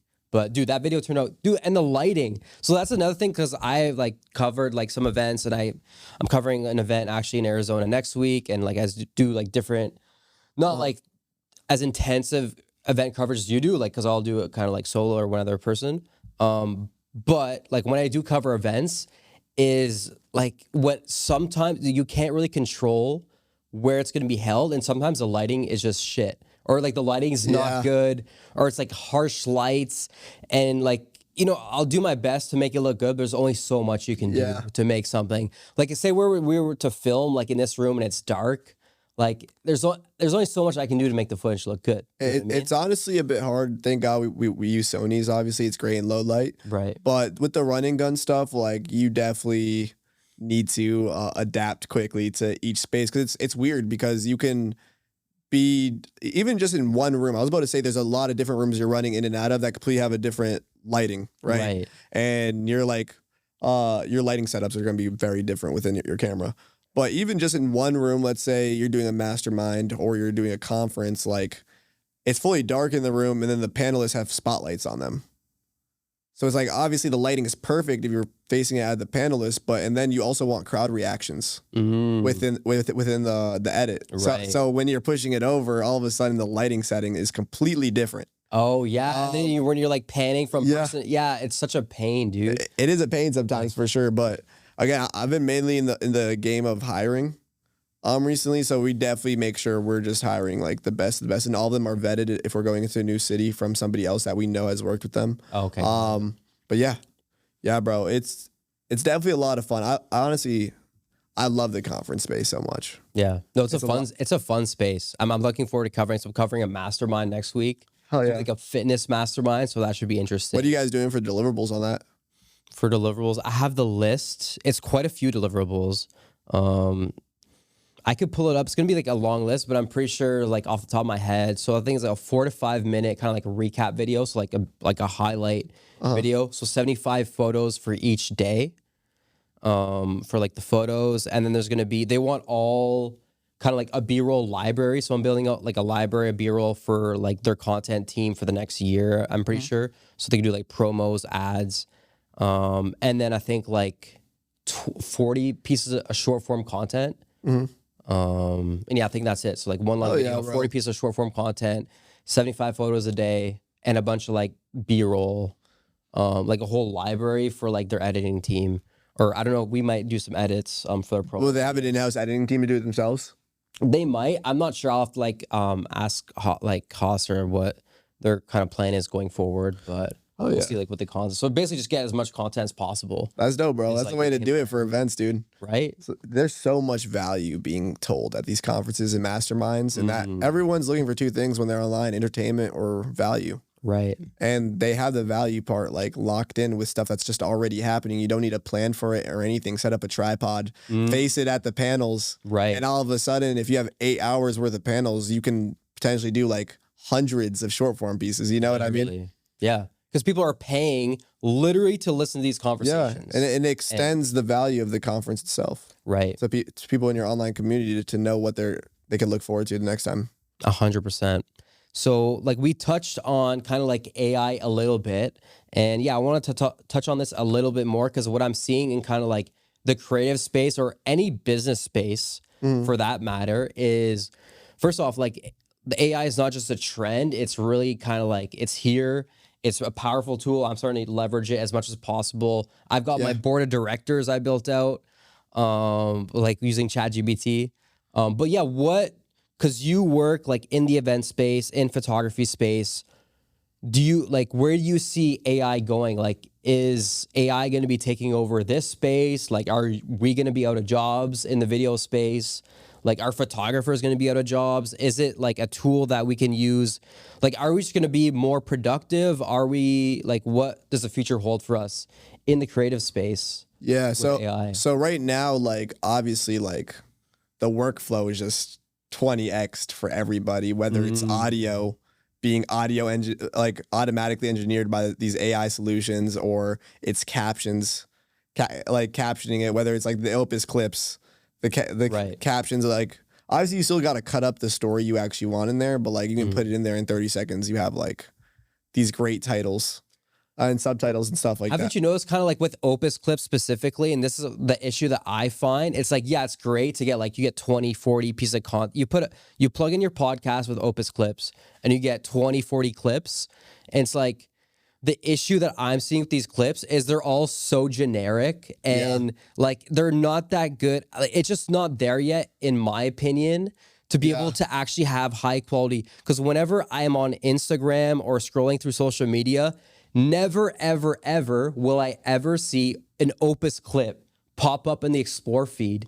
Facts. Because like, even though so many people are popping these, like dropping these clips, they're just so generic. And they're like cookie cutter, and they're just not there yet. And it's like, it's such a competitive landscape. I feel like in social media, the quality just keeps going up and up, or like the strategy or the humor, or like brands are starting their own TV series. It's like very much a lot of work going into it. So for these like tools, like, oh yeah, you could just pump out, you get 40 like reels. This is like, oh, this is how you're going to grow. It's like, yeah, I don't know. I don't feel like it's not a great way to grow a brand type thing. I also just don't think the technology is there yet. If you were able to train it yourself and then give them like 10 or 15 of the ones you've already done and like list out like what we're looking for specifically and then put in the hour-long video to then like extract like the top 10, 15 that they might think is viral. Right. Sure, that could help it. But like I've personally never done that. We've always cut it up ourselves and just put it in for the captioning aspect of it. Right. And like the zoom in and zoom out stuff. You know what I mean? Versus like actually letting it do all the work. We just let it assist us on that like captioning process of it. So Kevin, it's like one thing I've noticed like in the last year or two, but it's just like growing like more and more is the importance and the value of like AI and like the impact it's having. So like I'm starting to leverage kind of AI tools. I know you are in your business, but these tools are just growing so fast. So like, where do you think it's all going, especially us working in the creative space? Like I work in video, you work in video and photo. Like, is it going to be replacing our jobs? Is it going to be like, are there going to be like AI photographer, like are photographers going to get wiped out? Like what, like are people like us, are we just going to be more productive? Like where is this all going with the AI space that is just growing so fast? Yeah, so like obviously now like the past couple of years as AI has gone more mainstream, there's definitely been a lot of companies growing these tech startups that are niche in AI assistants within the creator space. Like your Opus Clips, ChatGPT is a great like content creator for copy, right? And a lot of different ones as well. So it's been more of an assistant these past few years than anything, but I can't really touch base too much on like where it's going to be in like 3 years or 5 years. But obviously like the more powerful technology gets, the faster the innovation is. There's a stat that I believe it's like we have innovated more in the past 5 years than we have in the past 20. And it's just the more technology you have to innovate, things just move way faster. 100%. Kind of like the hockey stick. It just grows exponentially. Yeah. It's almost hard to grasp like how fast things are moving. I feel like every week there's like this new like, oh, ChatGPT. By the way, ChatGPT 5 is coming out. Yeah. Like pretty soon, next month or two. And Sam Altman literally just said it's going to put ChatGPT 4 to shame. Which is insane. The shit I'm doing with ChatGPT 4 right now, like my personal board of directors. Like, and just, dude, just like for some context, like to you guys. So I found a prompt. I think it was like a marketing. So it was like a video on YouTube. These two marketing guys are talking about, basically like these prompts they use for AI. They leverage AI in their businesses. And there was like a copy paste prompt to build your own personal board of directors. So it's like fucking right. So I took that prompt, put into ChatGPT, and I basically have like, it's like a very long prompt that explains how to build a personal board of directors. So I have like Steve Jobs, Oprah Winfrey, who's it, Charlie Munger, a bunch of like other people. So like, it's been great. But one thing I will be doing is I want to tune it up because like it's been very valuable. I ask it for insight. Like, I ask it for even to help me with this podcast to come up with a list of questions. I give information. It helps me solve problems. It's actually like pretty funny. But one thing I'm thinking about doing, or actually I probably will do, is like, have this board of directors with like random people, as I want to like be very intentional with who I train it on. So I'm going to get it to do some like deep research on specific people. And I'm thinking like marketing experts or like creative directors or like businessy people and build like a better personal board of directors. But I just feel like having a board of directors, which is like, yeah, it's not a legit board of directors, but in a way it is a legit board of directors. You know what I mean? It's just like, it's just such a valuable tool to be able to ask it. So like one thing I hate, I create like a lot of content, I do a lot of videos, like our agency, like here at the Content Factory, we're pushing out, I think 500 to 1,000 pieces of content per month, videos, longer form videos and stuff like that. But like the captions for posts or like Instagram captions or LinkedIn captions or text posts, I hate writing these things. Like I just don't like writing or coming up with captions, which takes a lot of energy. So I use ChatGPT to come up with like caption ideas, and it just saves me so much time. It's not always perfect off the back. I'll have to tweak it, but I'll just like, hey, like, what's up, bro? Just give me Like, just give me some good captions for this post about personal branding, storytelling, blah, blah, blah. There's like a picture of me and Kev sitting at a podcast chair. And it'll give me like ideas. You know what I mean? It just saves so much time as opposed to like, oh, now I got to think like, fuck, how am I going to caption this? It's just so much mental energy for me to think like how to caption shit all the time. I hate captioning shit. Like I like the video. I don't like writing. You know what I mean? Yeah. It's boring. I definitely think there's a big assistance aspect to it right now. Replacement, it'll replace team members, but I don't think it'll replace a company because there still needs to be a professional that knows how to like prompt engineer into a AI video maker or an AI like photo maker, right? Photo generator. Because even like we had this project for an esthetician company and they were doing micro needling, but they didn't like the talent that was supposed to come in for us to film that aspect of the brand story video. They never came in. What? They just didn't show up? Yeah, so like we had the dialogue. No, the talent that was going to get the micro needling so we could film. Yeah. So were you the talent for that, or no? you We had nobody. needles? We actually, I forgot what I ended up using. You have to pay per credit per video that you make. It AI generated with like what we prompted in. It was like the exact colored gloves she was wearing, the color of like the tattoo gun for the micro needling and everything. And we literally AI generated 3 to 4 clips to add as B-roll over the dialogue of her talking about the service. And they look good? They look solid. A few of them came out like weird. A little bit weird? A little bit weird. But you like just use the good ones? Yeah, of course. And there was some weird ones where like the top of the head was like soft. So every time it touched, like the skin went down as if it was like a beanbag head. You know what I mean? Like like a potato head? Yeah, literally. That's so funny. Dude, I find like AI generation with like, whenever it generates people or humans, it starts getting like, it looks weird, generally speaking. Yeah. You know what I mean? But I definitely think in 3 years, it's going to replace a lot of things that are authentic. Like Coca-Cola already launched like their ad that was like fully AI generated. Obviously, it's not there yet. I feel like that was more of like a viral hit than it actually was a crazy good, like high quality ad. Yeah, I feel like it was more super popular just because like we created this with AI. They're the first people to do it. It wasn't like that good. I feel like it was just a viral moment more than anything. Right. Which ended up being great marketing. Smart. Great marketing. 100%. But there was an AI film festival at one of the conferences I did in Jamaica back in December, and it was all short films that were 15 minutes long, fully AI generated. Like the people were AI generated. I think their mouths were a little bit off of the actual audio and stuff. Do they freak you out when you see the AI generated people? It freaked me out a little bit. It wasn't those there people yet. Always freak. There's like something off about like when they smile. It's like it's weird. It freaks me out. It's weird. But one thing I did realize is the ones that were super sci-fi, all those extra background stuff could easily be AI generated even today. And fit in with like a 4K, 6K movie. Really? You know what I mean? Which was incredible to see, like all these ninjas and stuff doing crazy stuff. Like in these short films, I'm telling you, it was unreal. I feel like what will happen in 3 to 5 years, depending where the technology is at, anything that's inauthentic could easily be replaced. You don't need to film it anymore. The AI what do you mean inauthentic?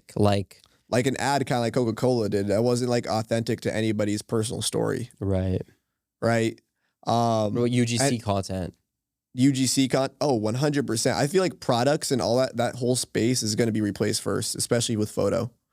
I think one thing that'll never be replaced is like maybe podcasts, unless people just want to do like animated podcasts. Like there's 2 people actually speaking, but there's animations to it that make it entertaining the whole time.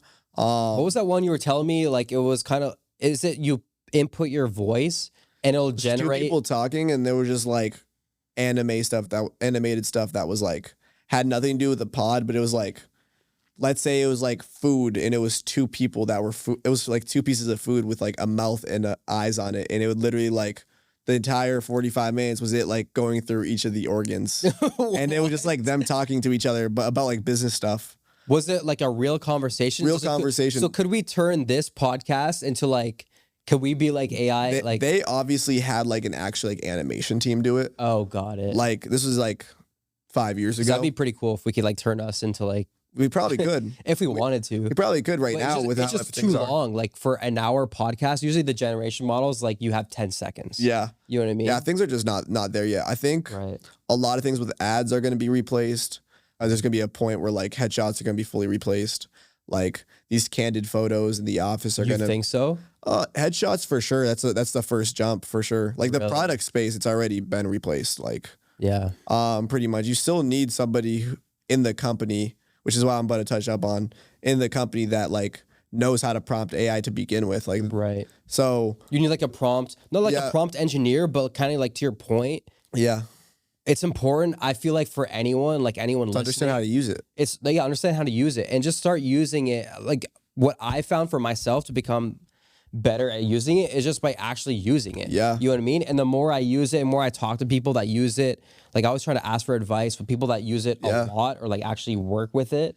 It's like one kind of like trick that I learned. So like through Cole who works here. Yeah. So he found that when he's nice to the AI, like treats it kindly, he gets 20 to 30% better outputs.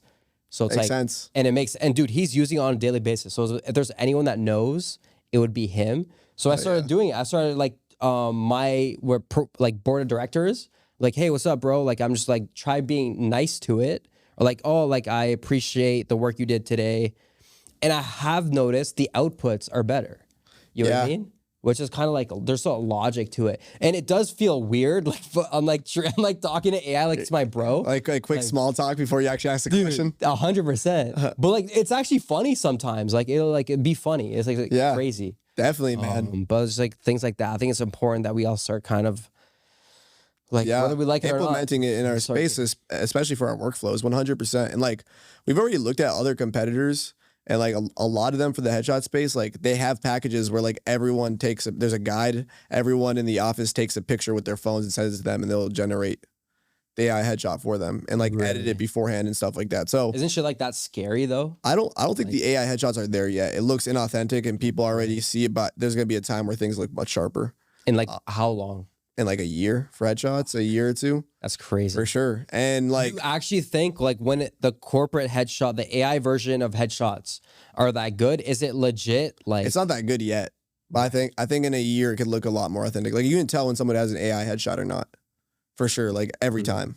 And that's like one of the things she said, which I thought was really interesting. She's like, well, we don't need to really focus on selling it fast. We just have to like already learn how to adapt it into our systems now, so that in the future when like AI is taking over all this stuff, we could just be like that AI photo company that like that's what we come in as consultants and like do the prompting for them and like create it all out for them.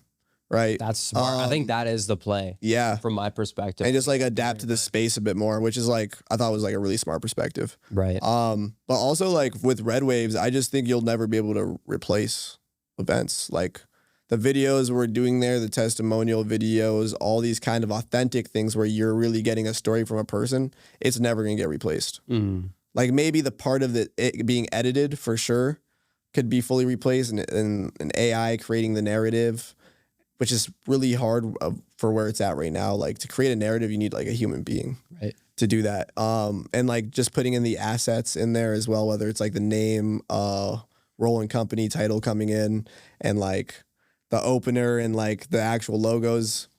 But also you just can't replace events. You can't replace authentic moments. So even in office for Studio T, we're doing a lot of these candid photos. Maybe that won't be able to be replaced.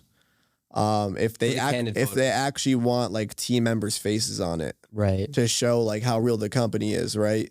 And also with like video, you can't replace like the memories and moments that are happening in a conference room, right, or at the events or live live sports coverage. Oh yeah, like 100%. Events, you can't AI generate that shit. Well, 100%, man. And like, but who knows? Like, there'll also be a thing where like, in 2 years, it's so easily accessible to create AI things that people are going to be sick of it and they want the authentic shit. You know what I mean? 100%. They want the team candid photos that are actually people are going to see in the office when they come in for meetings. Right. To trust that company. Because like, as more AI comes around, there's always been scammers, but there'll be more scammers.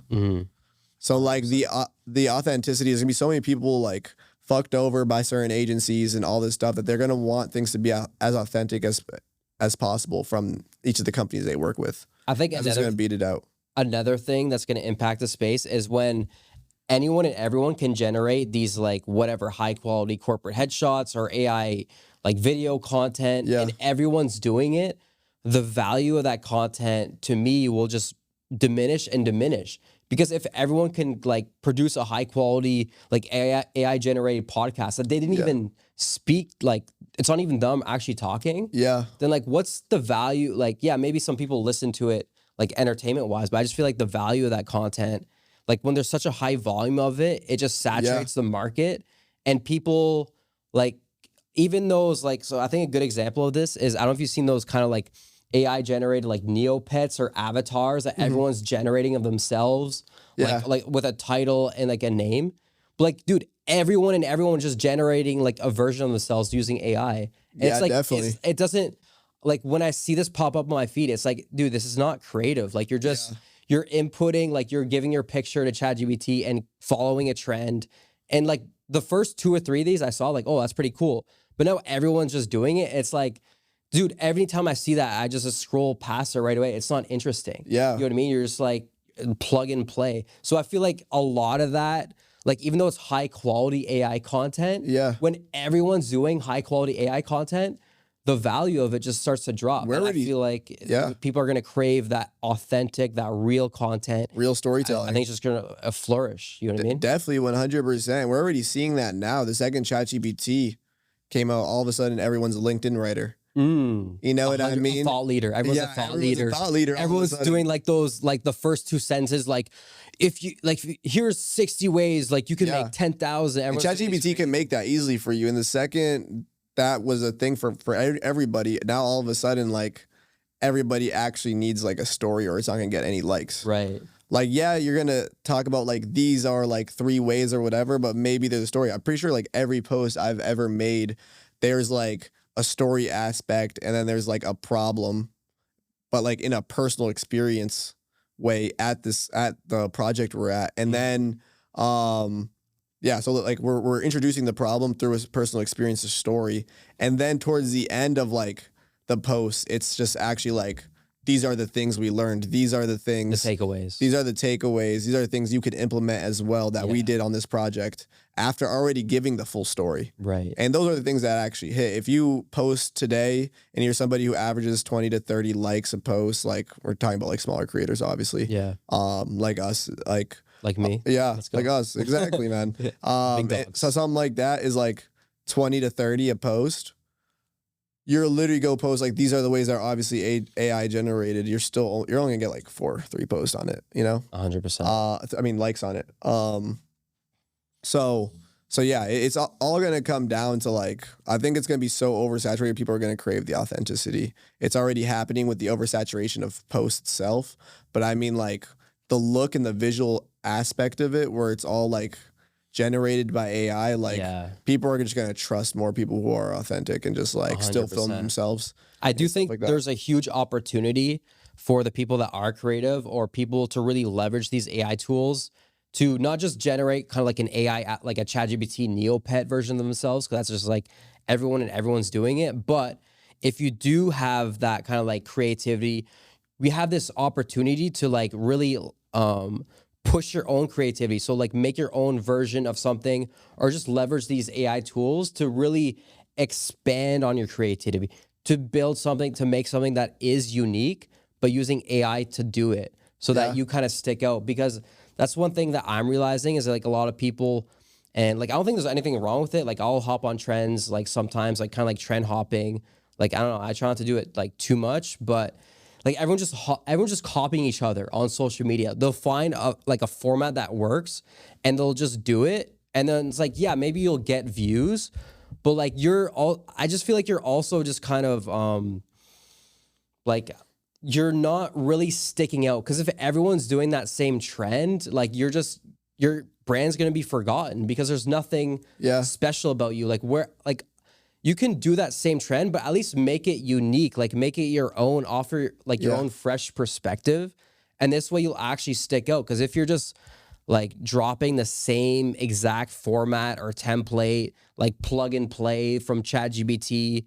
Like, yeah, it might like work. You might get some views, but like for what? Like no one's going to remember you. You're also going to attract the wrong leads for sure. Like the wrong audience, I feel like.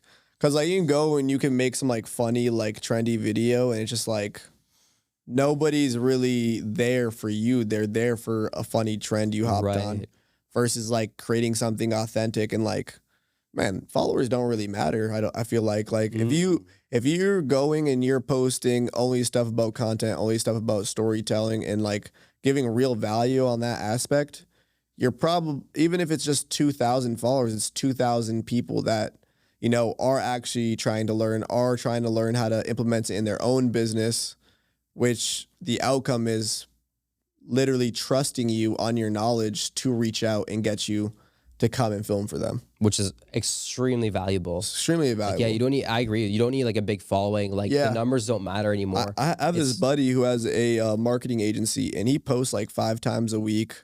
Like he has like 1,700 followers and he used to have like 200 or whatever, just the classic when you first are starting. Right. And easy to grow up to. And he was like, bro, my company has grown like 3x on our monthly revenue in like 6 months because we just post consecutively and the 1,000, 1,500 new followers we have are actually like people are potentially going to buy our service. Oh, really? Yeah. Right. And if you're just doing just the viral stuff, it's just like not all the people there are there for really in-depth stuff. They're just there for like a trend. Entertainment. They're there for entertainment. Yeah. You know what I mean? Like they're not looking to actually they're just buy consumers. Your product or service or interested in like the value or your knowledge type of thing. Yeah. 100%. Which is a great point. Yeah. Yeah. I know there's this big movement now about everyone going to the YouTube space with these podcasts or with like educational series. We're starting one with Studio 2 because of it. Like every month just post like 1 15-minute video on just like certain aspects of corporate photo branding. And what's it called?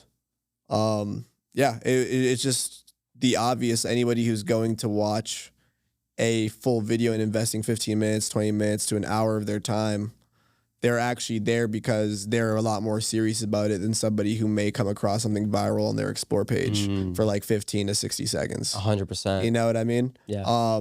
So like it's a popular thing now that everyone's talking about, just the YouTube content funnel. And that's what my next thing I'm trying to really focus on. Oh, really? Yeah. Yeah, YouTube. I feel like YouTube, from what I can tell, is really the end game.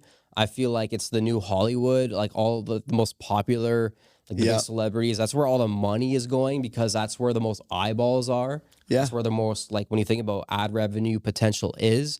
Like now, like when you think about it, I think on YouTube alone, I think it's roughly 4 billion people are like a 4 billion, like as part of the YouTube audience, which is like insane. It's half just the world right there. Half the world are on YouTube, which makes perfect sense. But yeah, I just really feel like it's the end game for a lot of things. And also what I noticed for like the long form content is like short form content is great to get kind of like your name out there. And yeah, you can build like some form of connection. You can nurture leads, clients, you can provide value.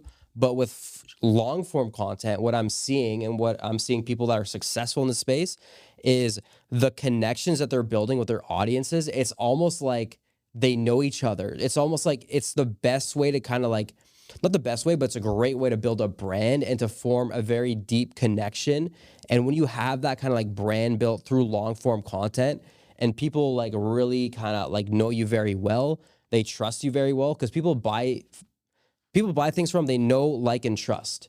And if you want to build that trust or that likeness, long form content is like honestly one of the best ways to do it. Because short form, you can build, people can like you, but are people going to trust you with if they don't know like who you are?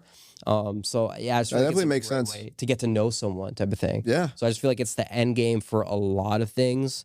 So we'll see. I'll probably post this on YouTube. So this would be boom. Yeah. Like entry to YouTube. You know what I mean? Type of thing.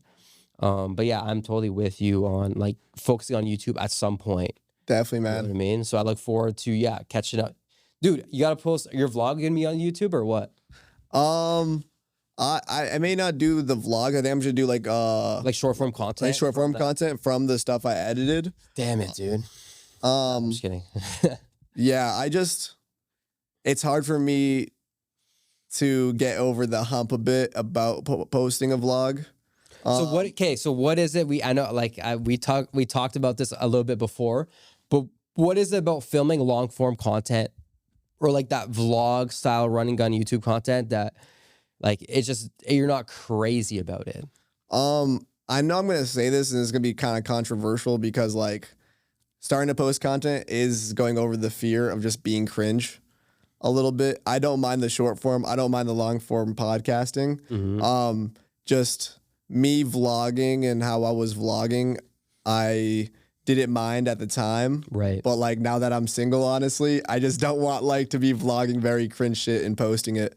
And like to be completely honest, Right. like, but there's a lot of great value in there. Like what the vlog was made up of, it was only work related. And it was just like me having my Osmo like on the calls right there. Oh God. And it was me just like going through my journaling and what I wrote for like my gratitude and some of my realizations and stuff like that. So it was kind of like my spiritual, entrepreneurial, and just like some day-to-day of like working stuff kind of journey and like my reflections from it.